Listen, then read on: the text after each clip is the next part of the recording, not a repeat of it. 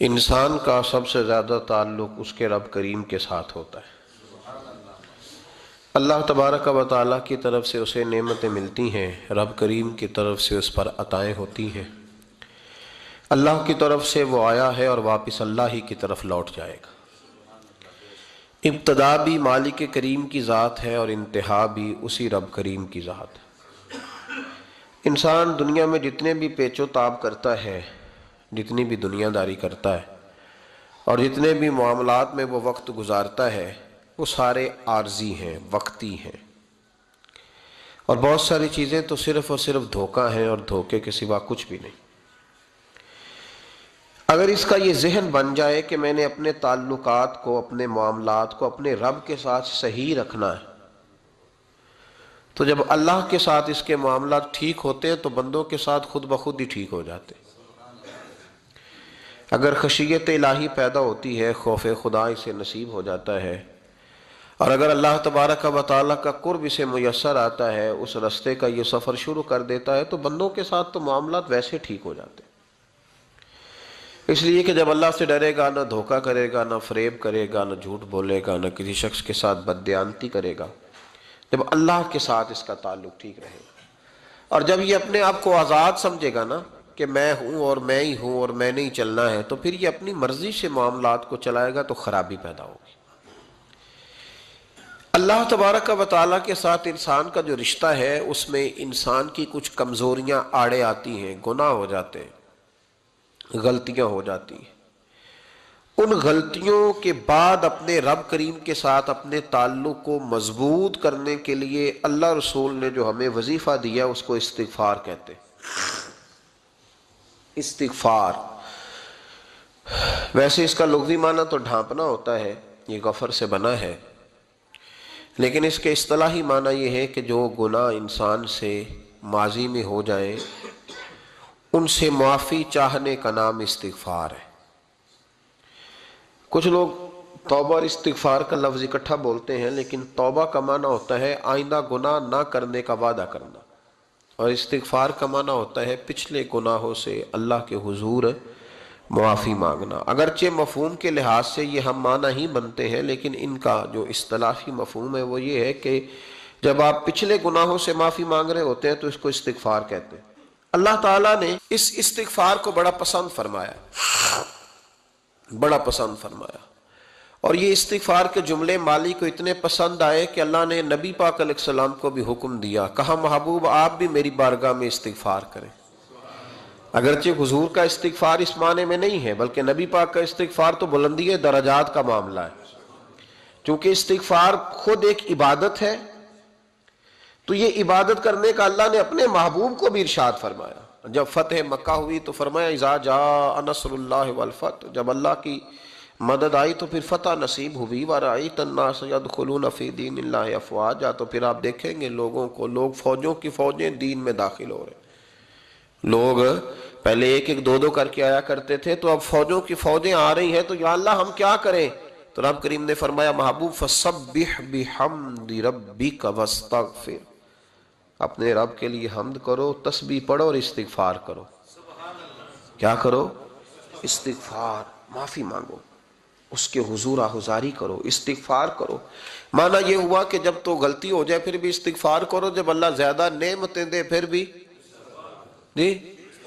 پھر بھی استغفار کرو۔ ہمارے ہاں یہ ہوتا ہے کہ جب تو کوئی نقصان ہوتا ہے تو وہ اللہ کی طرف سے ہوتا ہے، نقصان ہو جائے تو کہتے ہیں اللہ کی مرضی تھی، اور فائدہ ہو جائے تو کہتے ہیں میں نے محنت ہی بڑی کی تھی، میری جدوجہد بڑی تھی۔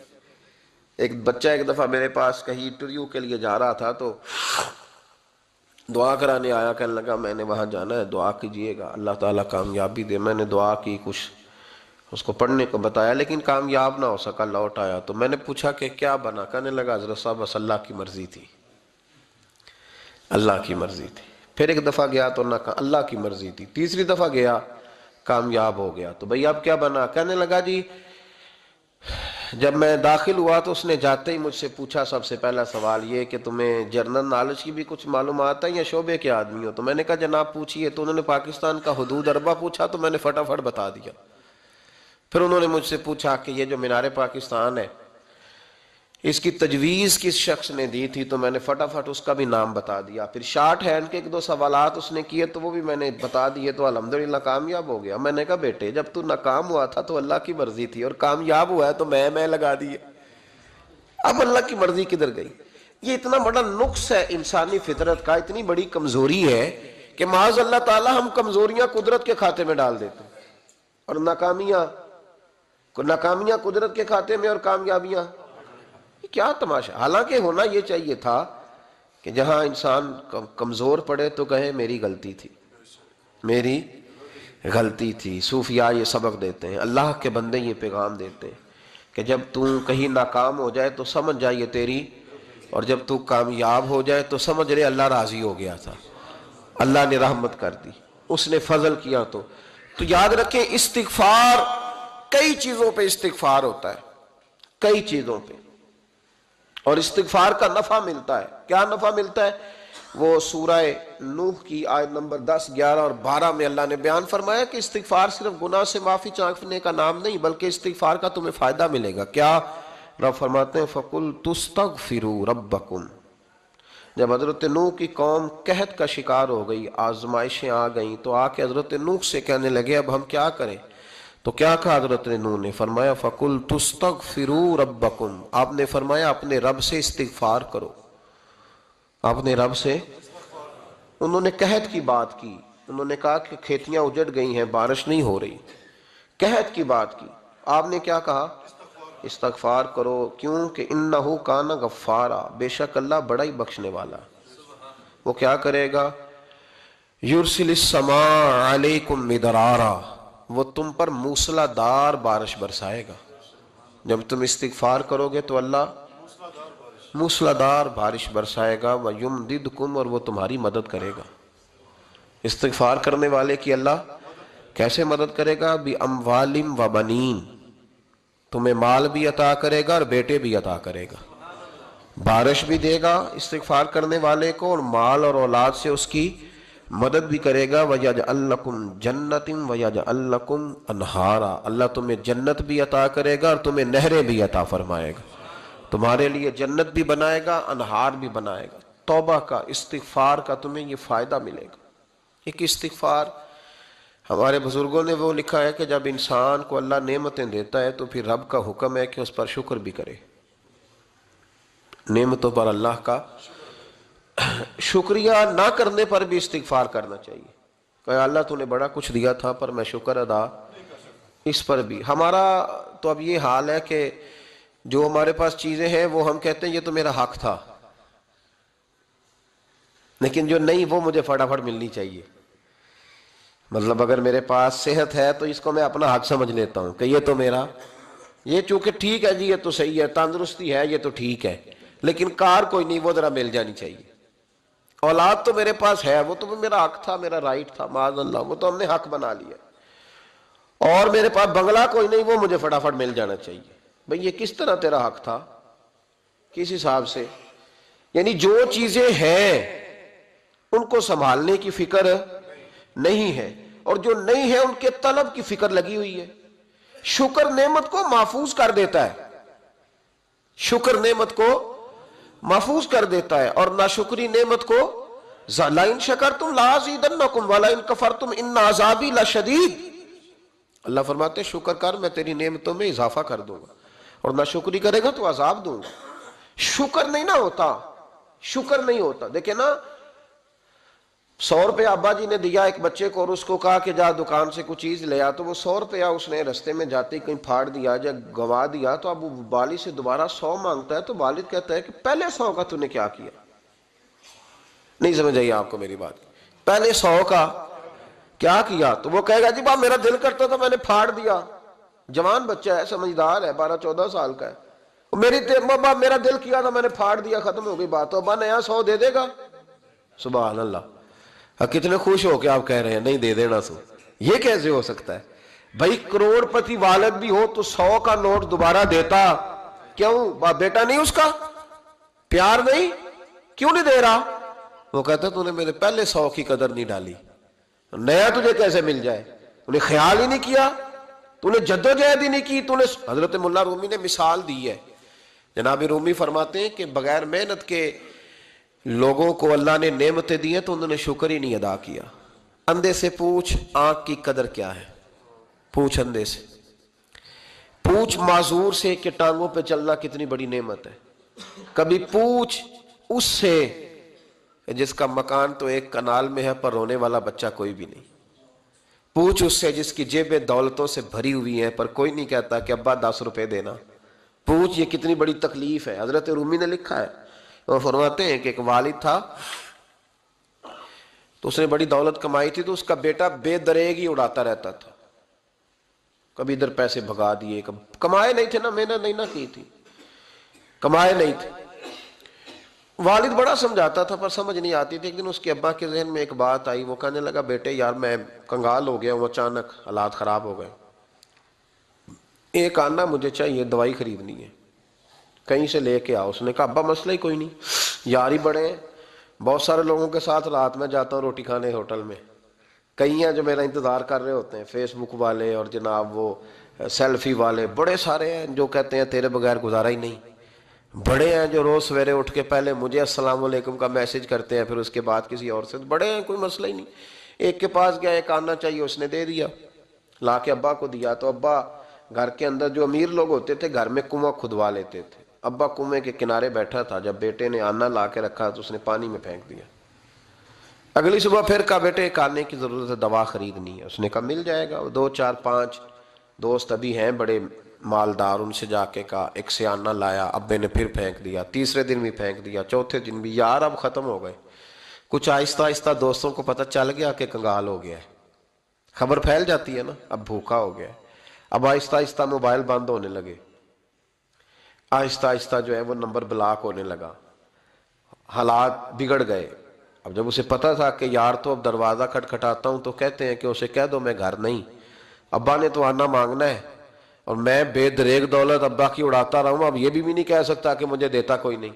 شہر سے باہر نکل گیا، سارا دن مزدوری کی، جد و جہد کی، کبھی کام کیا نہیں تھا، ہاتھوں پہ چھالے پڑ گئے. بڑا مشکل ہوتا ہے جن لوگوں نے کام نہ کیا ہو، انہیں کرنا پڑ جائے تو. تکلیف کا شکار ہو کے ایک آنا کمایا، شام کو لا کے والد کی ہتھیلی پہ رکھا تو اس نے پھینکا نا جب کنویں میں تو چیخ پڑا، کہنے لگا ابا جی آپ سیانے بیانے بندے ہیں، روز پیسے لا کے دیتا ہوں، کنویں میں پھینک دیتے ہو، کوئی کرنے والی بات کرو، نہیں دوائی کھانی تو نہ کھاؤ، ضائع کیوں کرتے.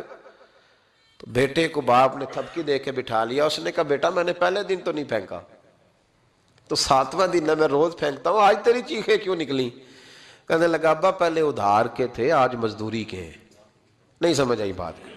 پہلے بولیے، اور آج میری محنت ہے، مزدوری ہے، جد و جہد ہے. تو والد کہنے لگا بیٹے یہی میں تجھے سمجھانا چاہتا تھا، وہ میرے بھی محنت کے ہیں جو تجھ روز یاروں کو کھلا آتا ہے، میں نے بڑی جد و جہد سے جمع کی ہے، میں کنگال نہیں ہوا، صرف تجھے سمجھانا تھا. او بھائی یہ آنکھیں تیری محنت کی نہیں نا، اس لیے تو شکر نہیں ادا کرتا. یہ وجود، یہ ٹانگیں، یہ شعور، یہ تیری جد و جہد کا نہیں. جو عقل کی دولت اللہ نے دی ہے نا، یہ تیری محنت کی نہیں. اگر محنت کی ہوتی تو سجدے میں پڑا رہتا، تو خیال کرتا. اللہ نے آنکھیں دی ہے قرآن دیکھنے کے لیے، جب کوئی کسی گندی چیز کو دیکھتا ہے تو ناشکری کرتا ہے، جب غلط طرف اٹھاتا ہے یہ چیزیں تو ناشکری کرتا ہے. صاحبو یاد رکھنا اور اس پر ضرور غور کرنا کہ جب نعمتوں کا شکر ادا نہ کیا جائے تو پھر ہمیں استغفار کا حکم دیا گیا ہے. پھر کیا کرنا ہے ہم نے؟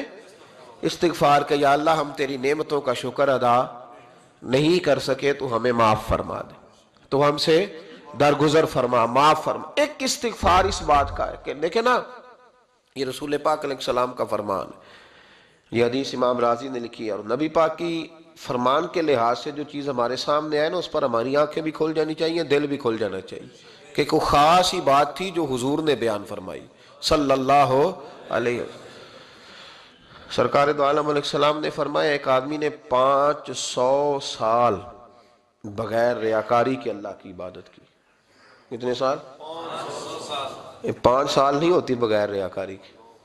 تہجد پڑھنے والا جب تک 6 لوگوں کو بتا نہ دے تہجد پڑھی ہے، اتنی دیر تو تہجد آگے بڑھتی نہیں.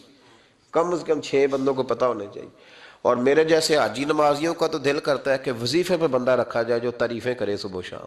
حاجی صاحب کی کیا بات ہے، حضرت صاحب کی وظیفہ دیں گے اس کو مہینے کا، وہ تعریف کرے کھول کے کہ آپ کی بڑی بات. یہ مرض ہے، تعریف سننا نا یہ بیماری ہے، اس نے جھوٹ کو جنم دیا ہے، بہت بڑا مرض ہے۔ حضرت سعدی نے اس پر بہت بڑے مقالہ جات لکھے ہیں اور فرماتے ہیں یہ مرض کچھ لوگوں میں بہت زیادہ ہوتا ہے۔